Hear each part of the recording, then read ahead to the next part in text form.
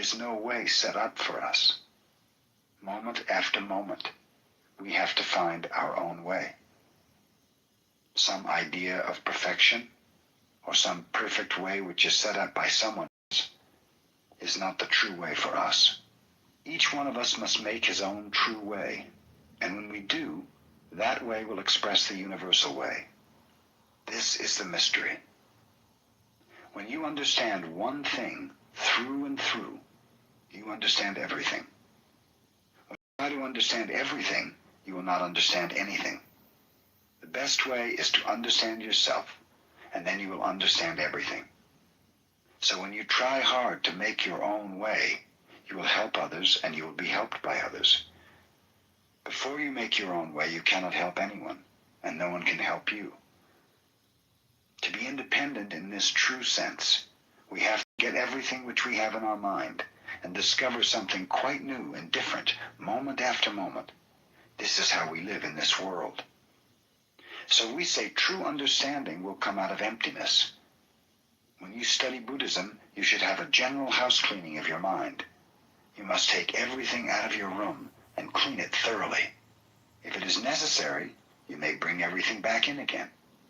You may want many things, so one by one you can bring them back. But if they're not necessary, there's no need to keep them. We see the flying bird. Sometimes we see the trace of it. Actually, we cannot see the trace of a flying bird, but sometimes we feel as if we could. This is also good. If it is necessary, you should bring back in the things you took from your room. But before you put something in your room, it is necessary for you to take out something. If you do not, your room will become crowded with old, useless junk. We say, step by step, I stop the sound of the murmuring brook. When you walk along the brook, you'll hear the water running. The sound is continuous, but you must be able to stop it if you want to stop it. This is freedom. This is renunciation. One after another, you will have various thoughts in your mind, but if you want to stop your thinking, you can. So when you are able to stop the sound of the murmuring brook, you will appreciate the feeling of your work. But as long as you have some fixed idea or are caught by some habitual way of doing things, you cannot appreciate things in their true sense. If you seek for freedom, you cannot find it. Absolute freedom itself is necessary before you can acquire absolute freedom. That is our practice. Our way is not always to go in one direction. Sometimes we go east, sometimes we go west. To go 1 mile to the west means to go back 1 mile to the east. Usually, if you go 1 mile to the east, it is the opposite of going 1 mile to the west. But if it is possible to go 1 mile to the east, that means it is possible to go 1 mile to the west. This is freedom. Without this freedom, you cannot be concentrated on what you do. You may think you are concentrated on something, but before you obtain this freedom, you have some uneasiness in what you are doing. Because you are bound by some idea of going east or west, your activity is in dichotomy or duality. As long as you are caught by duality, you cannot attain absolute freedom, and you cannot concentrate. Concentration is not to try hard to watch something. In Zazen, if you try to look at one spot, you'll be tired in about 5 minutes. This is not concentration. Concentration means freedom. So your effort should be directed at nothing. You should be concentrated on nothing. In Zazen practice, we say your mind should be concentrated on your breathing. But the way to keep your mind on your breathing is to forget all about yourself and just to sit and feel your breathing. If you are concentrated on your breathing, you will forget yourself. And if you forget yourself, you will be concentrated on your breathing. I do not know which is first. So actually, there is no need to try too hard to be concentrated on your breathing. Just do as much as you can. If you continue the practice, eventually you will experience the true existence which comes from emptiness. Believing in nothing. I discovered that it is necessary, absolutely necessary, to believe in nothing. That is, we have to believe in something which has no form and no color. something which exists before all forms and colors appear. This is a very important point. No matter what God or doctrine you believe in, if you become attached to it, your belief will be based more or less on a self-centered idea. You strive for a perfect faith in order to save yourself. But it will take time to attain such a perfect faith. You will be involved in an idealistic practice. In constantly seeking to actualize your ideal, you will have no time for composure. But if you are always prepared for accepting everything we see as something appearing from nothing, knowing that there is some reason why a phenomenal existence of such and such a form and color appears, then at that moment you will have perfect composure. When you have a headache, there is some reason why you have a headache. If you know why you have a headache, you will feel better. But if you do not know why, you may say, "Oh, I have a terrible headache. Maybe it is because of my bad practice. If my meditation or Zen practice were better, I wouldn't have this kind of trouble." If you understand conditions in this way, you will not have perfect faith in yourself or in your practice until you attain perfection. You will be so busy trying that I'm afraid you'll have no time to attain perfect practice. So you may have to keep your headache all the time. This is a rather silly kind of practice. This kind of practice will not work. But if you believe in something which exists before you have the headache, and if you know the reason why you have the headache, then you'll feel better naturally. To have a headache will be all right, because you are healthy enough to have a headache. If you have a stomach ache, your stomach is healthy enough to have pain. But if your stomach becomes accustomed to its poor condition, you will have no pain. That is awful. You'll be coming to the end of your life from your stomach trouble. So it is absolutely necessary for everyone to believe in nothing. But I do not mean voidness. There is something. But that something is something which is always prepared for taking some particular form, and it has some rules or theory or truth in its activity. This is called Buddha nature, or Buddha himself. When this existence is personified, we call it Buddha. When we understand it as the ultimate truth, we call it Dharma. And when we accept the truth and act as a part of the Buddha, or according to the theory, we call ourselves Sangha. But even though there are 3 Buddha forms, it is one existence which has no form or color, and it is always ready to take form and color. This is not just theory. This is not just the teaching of Buddhism. This is the absolutely necessary understanding of our life. Without this understanding, our religion will not help us. We will be bound by our religion, and we will have more trouble because of it. If you become the victim of Buddhism, I may be very happy, but you will not be so happy. So this kind of understanding is very, very important. While you are practicing Zazen, you may hear the rain dropping from the roof in the dark. Later, the wonderful mist will be coming through the big trees, and still later, when people start to work, they will see the beautiful mountains. But some people will be annoyed if they're lying in their beds in the morning, because they do not know that later they will see the beautiful sun rising from the east. If our mind is concentrated on ourselves, we will have this kind of worry. But if we accept ourselves as the embodiment of the truth or Buddha nature, we will have no worry. We will think, now it is raining, but we don't know what will happen in the next moment. By the time we're out, it may be a beautiful day or a stormy day. Since we don't know, let's appreciate the sound of the rain now. This kind of attitude is the right attitude. If you understand yourself as a temporal embodiment of the truth, you will have no difficulty whatsoever. You will appreciate your surroundings, and you will appreciate yourself as a wonderful part of Buddha's great activity, even in the midst of difficulties. This is our way of life. Using the Buddha's terminology, we should begin with enlightenment and proceed to practice, and then to thinking. Usually, thinking is rather self-centered. In our everyday life, our thinking is 99% self-centered.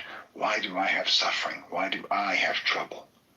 This kind of thinking is 99% of our thinking. For example, when we start to study science or read a difficult sutra, we very soon become sleepy or drowsy. But we are always wide awake and very much interested in our self-centered thinking. But if enlightenment comes first, before thinking, before practice, your thinking and your practice will not be self-centered. By enlightenment, I mean believing in nothing, believing in something which has no form or no color, which is ready to take form or color. This enlightenment is the immutable truth. It is on this original truth that our activity, our thinking, and our practice should be based. Original Buddhism. Walking, standing, sitting, and lying down are the 4 activities or ways of behavior in Buddhism. Zazen is not one of the 4 ways of behavior, and according to Dogen Zenji, the Soto school is not one of the many schools of Buddhism.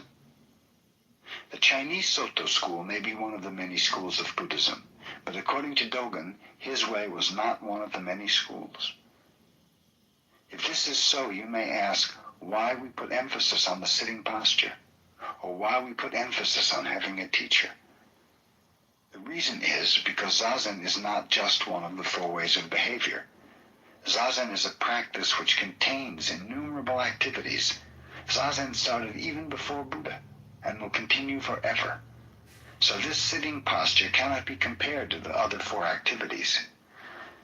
Usually people put emphasis on some particular position or on some particular understanding of Buddhism, and they think, this is Buddhism.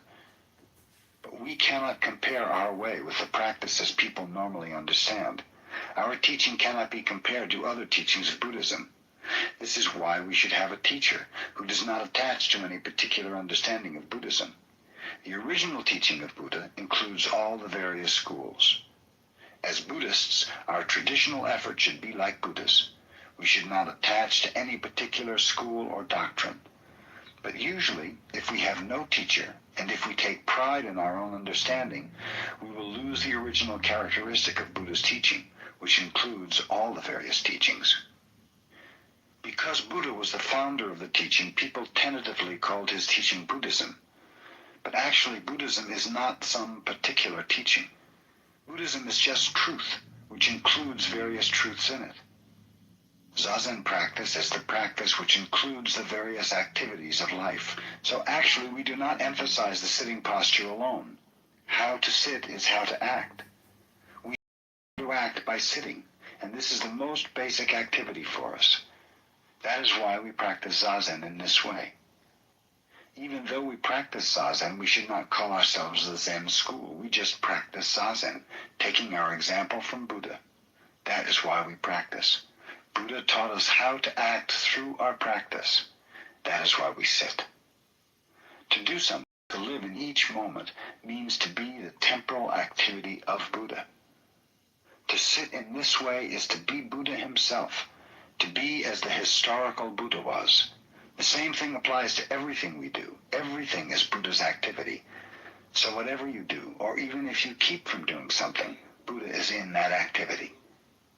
Because people have no such understanding of Buddha, they think that what they do is the most important thing, without knowing who it is that is actually doing it. People think they are doing various things, but actually, Buddha is doing everything.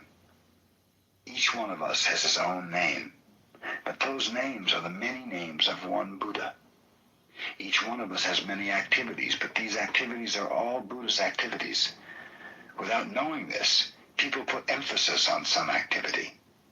When they put emphasis on Zazen, it is not true Zazen. It looks as if they are sitting in the same way as Buddha, but there is a big difference in their understanding of our practice. They understand this sitting posture is just one of the 4 basic postures of man, and they think, I now take this posture.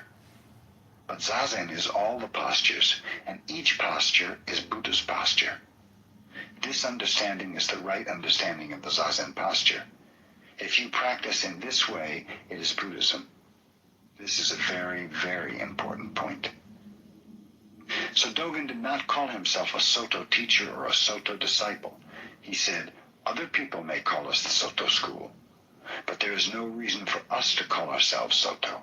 You should not even use the name Soto. No school should consider itself a separate school. It should just be one tentative form of Buddhism. But as long as various schools do not accept this kind of understanding, as long as they continue calling themselves by their particular names, we must accept the tentative name of Soto. But I want to make this point clear. Actually, we are not the Soto school at all. We are just Buddhists. We are not even Zen Buddhists. We are just Buddhists. If we understand this point, we are truly Buddhists. Buddha's teaching is everywhere. Today it is raining. This is Buddha's teaching. People think their own way or their own religious understanding is Buddha's way, without knowing what they are hearing, or what they are doing, or where they are. Religion is not any particular teaching. Religion is everywhere.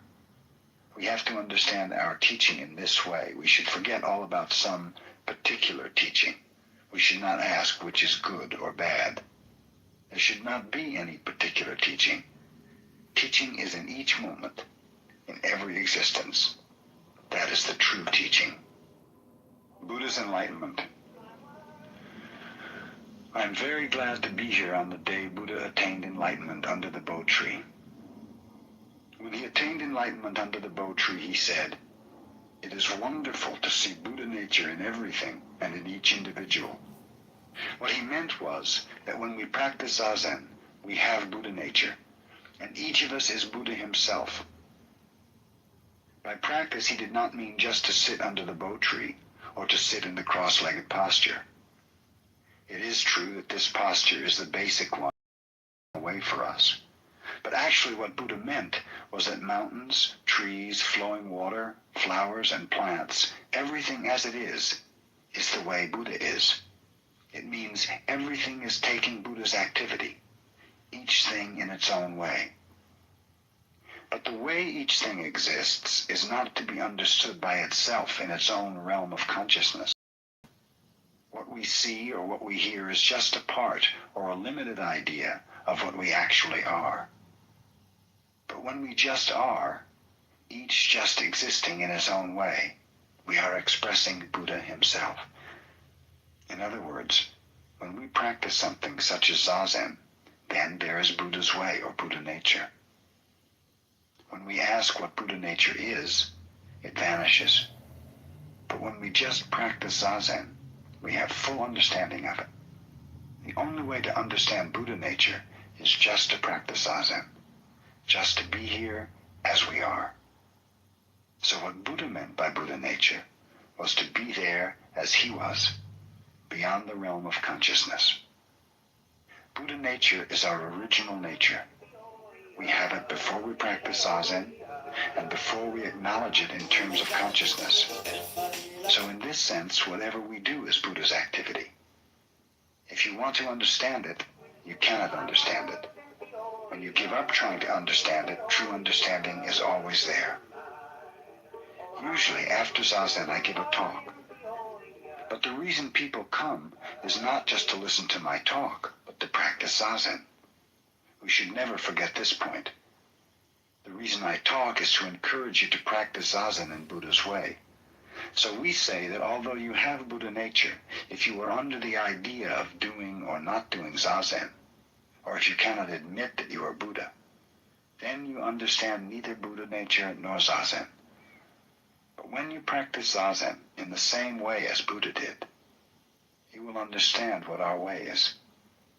We do not talk so much, but through our activity, we communicate with each other, intentionally or unintentionally. We should always be alert enough to communicate with or without words. If this point is lost, we will lose the most important point of Buddhism. Wherever we go, we should not lose this way of life. That is called being Buddha, or being the boss. Wherever you go, you should be the master of your surroundings. This means you should not lose your way. So this is called Buddha, because if you exist in this way always, you are Buddha himself. Without trying to be Buddha, you are Buddha. This is how we attain enlightenment. To attain enlightenment is to be always with Buddha.